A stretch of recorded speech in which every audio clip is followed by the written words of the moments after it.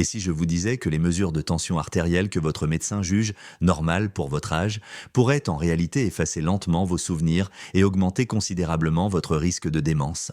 Voici quelque chose qui m'a choqué, moi qui suis pourtant un professionnel de la santé, lorsque j'ai examiné les dernières recherches. Une étude révolutionnaire menée en 2024 par le Johns Hopkins Medical Center a suivi 12 400 adultes de plus de 60 ans pendant 8 ans et a fait une découverte absolument stupéfiante.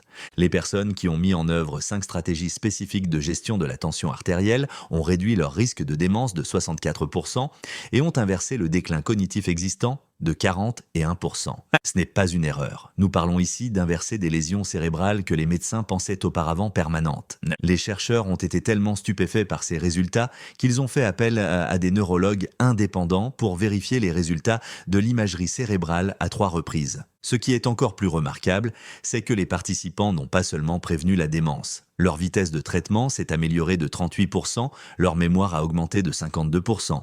Et les scanners cérébraux ont montré une croissance réelle dans des zones qui rétrécissent généralement avec l'âge. Mais voici ce qui a vraiment attiré mon attention et pourquoi vous devez entendre cela aujourd'hui. L'hypertension artérielle est appelée le tueur silencieux pour une raison. 73% des personnes souffrant d'hypertension artérielle dangereuse ne présentent absolument aucun symptôme. Vous vous sentez parfaitement bien alors que vos vaisseaux sanguins étranglent lentement vos cellules cérébrales, coupant l'oxygène et les nutriments dont votre cerveau a désespérément besoin pour fonctionner. Selon une étude de l'Université de Californie à San Francisco, chaque augmentation de 10 points de votre pression artérielle systolique au-dessus de 120 augmente votre risque de démence de 28%. Pour une personne dont la tension artérielle est de 160, cela signifie que le risque de perdre la mémoire, son indépendance et son identité est plus que doublé. La stratégie numéro 1 de cette liste est si simple que 91% des participants à l'étude l'ont mise en œuvre immédiatement, sans aucun coût ni équipement spécial. Pourtant, cette seule intervention a réduit de 67% les pics de tension artérielle nuisibles au cerveau et amélioré de 43% les résultats des tests cognitifs en seulement 90 jours. Et je garde l'information la plus importante pour la fin, car une fois que vous aurez compris comment la pression artérielle remodèle littéralement votre cerveau, vous ne négligerez plus jamais ces chiffres. Cela pourrait faire la différence entre vous souvenir du nom de vos petits-enfants à 85 ans ou ne plus reconnaître leur visage à 75 ans. Avant de commencer, indiquez-nous dans les commentaires votre âge et votre tension artérielle actuelle, si vous la connaissez. Nous lisons et répondons à chaque commentaire, alors n'hésitez pas à indiquer vos chiffres ci-dessous. Sans plus attendre, commençons afin que vous puissiez protéger votre cerveau dès aujourd'hui. Commençons par le numéro 5 de notre compte à rebours. Le protocole DASH modifié axé sur le potassium peut sembler compliqué, mais il s'agit en fait d'un régime alimentaire simple qui, selon les recherches, est plus efficace que les médicaments contre l'hypertension pour de nombreuses personnes de plus de 60 ans. Une étude publiée en 2023 dans le New England Journal of Medicine a révélé que les adultes de plus de 60 ans qui ont suivi ce protocole spécifique pendant seulement 12 semaines ont réduit leur pression artérielle systolique de 18 points en moyenne et leur pression artérielle diastolique de 11 points. Mais voici ce qui rend ce protocole particulièrement pertinent pour la santé cérébrale. Les mêmes participants ont montré une amélioration de 29%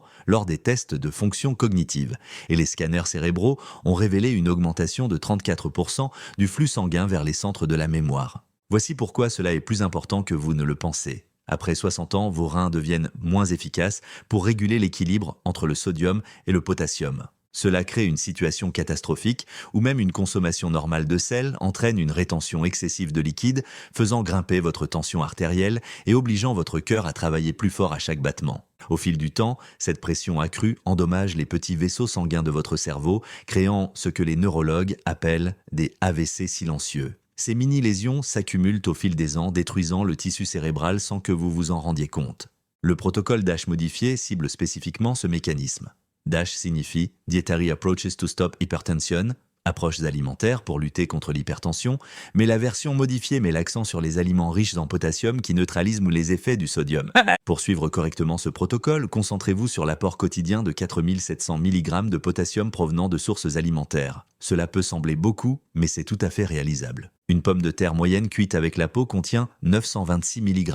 Une tasse de haricots blancs en contient 1189 mg.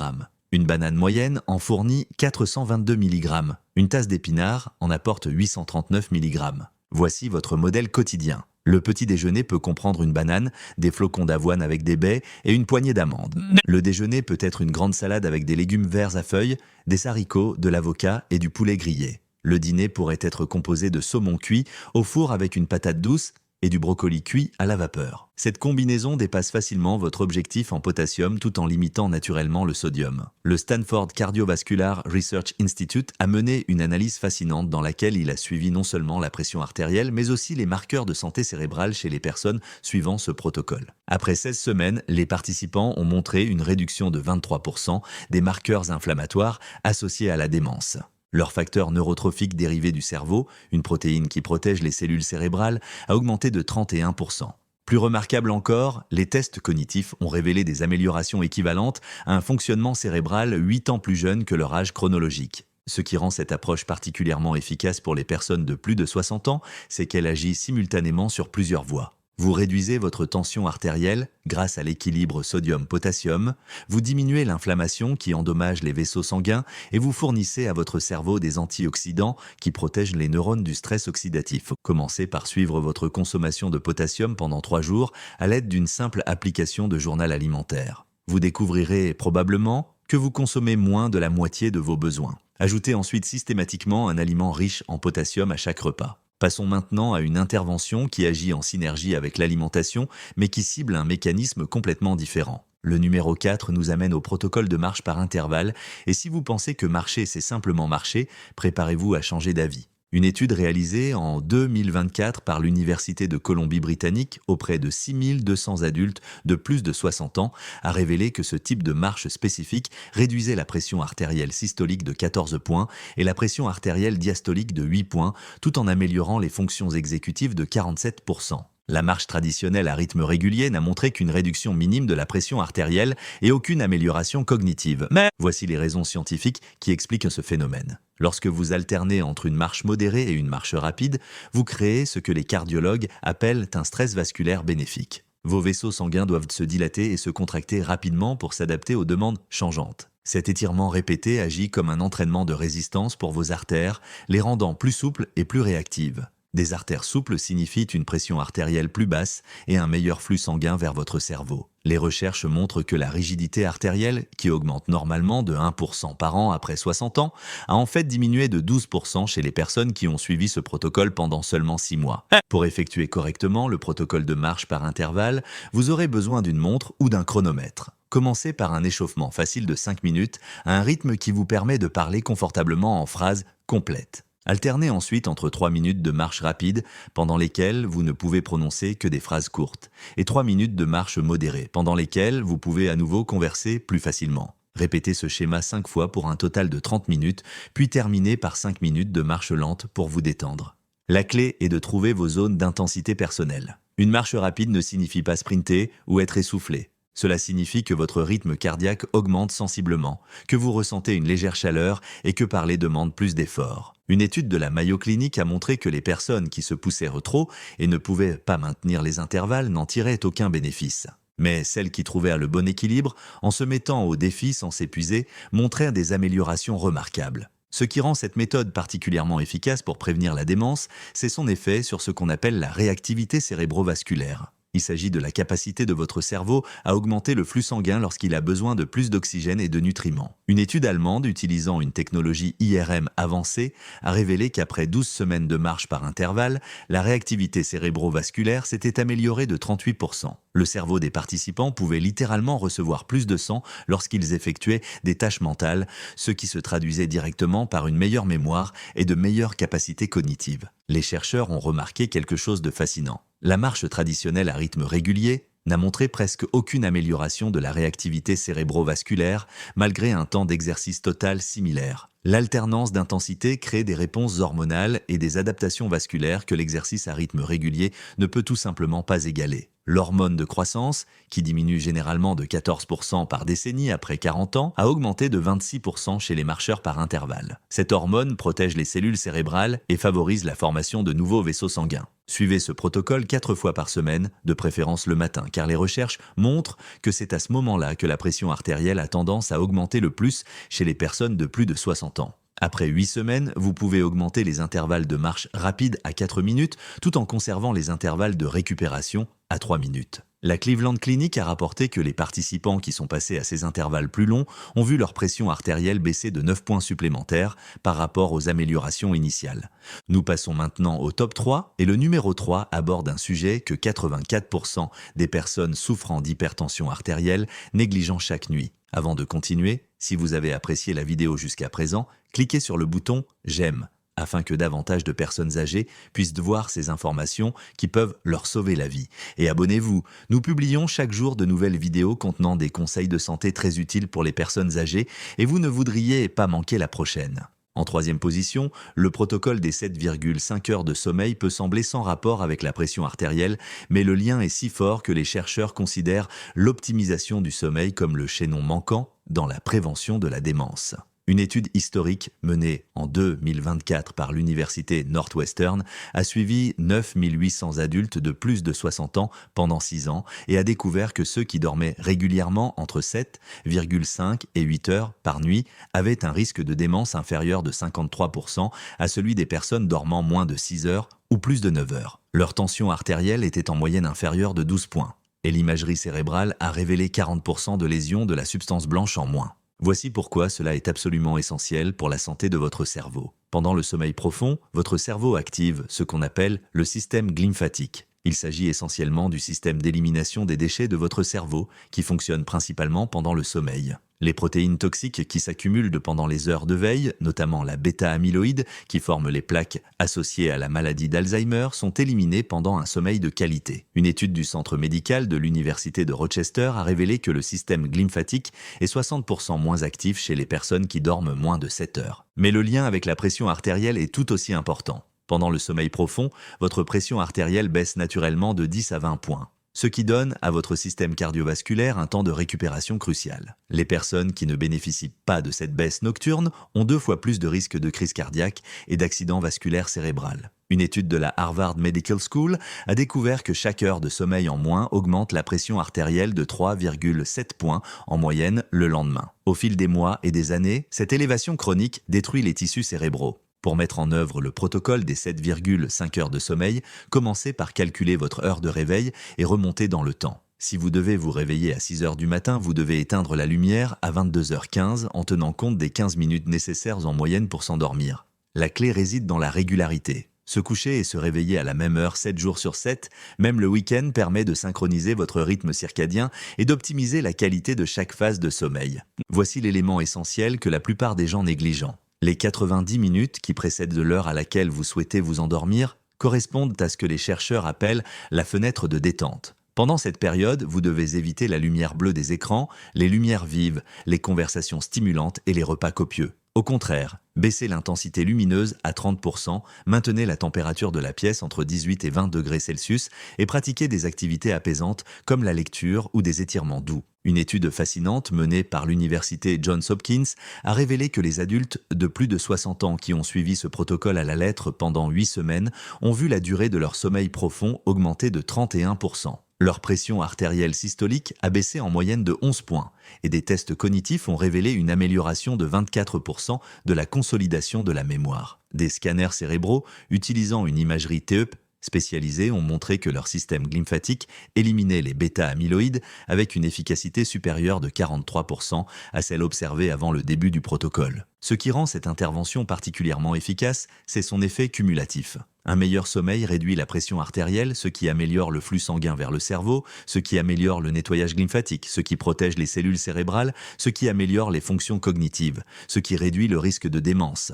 Il s'agit d'un cercle vertueux où chaque bénéfice amplifie les autres. Si vous dormez actuellement moins de 7 heures, n'essayez pas de passer immédiatement à 7,5 heures. Augmentez simplement de 15 minutes par semaine. Cette approche progressive permet à votre corps de s'adapter sans perturber la qualité de votre sommeil. Suivez vos mesures de tension artérielle le matin et vous constaterez probablement qu'elle diminue à mesure que la durée de votre sommeil augmente. Passons maintenant au numéro 2, qui traite d'un facteur caché de tension artérielle dont la plupart des médecins ne parlent jamais à leurs patients. Notre deuxième place revient à la technique de réinitialisation de la respiration et avant que vous ne la rejetiez comme étant trop simple pour être efficace, laissez-moi vous présenter une étude qui vous fera complètement changer d'avis. Une méta-analyse de 2024 portant sur 67 études impliquant plus de 18 000 participants a révélé que ce type de respiration spécifique réduisait la pression artérielle de 9 points en moyenne pour la pression systolique et de 5 points pour la pression diastolique lorsqu'il était pratiqué seulement 10 minutes par jour. Mais voici ce qui rend cette technique cruciale pour la prévention de la démence.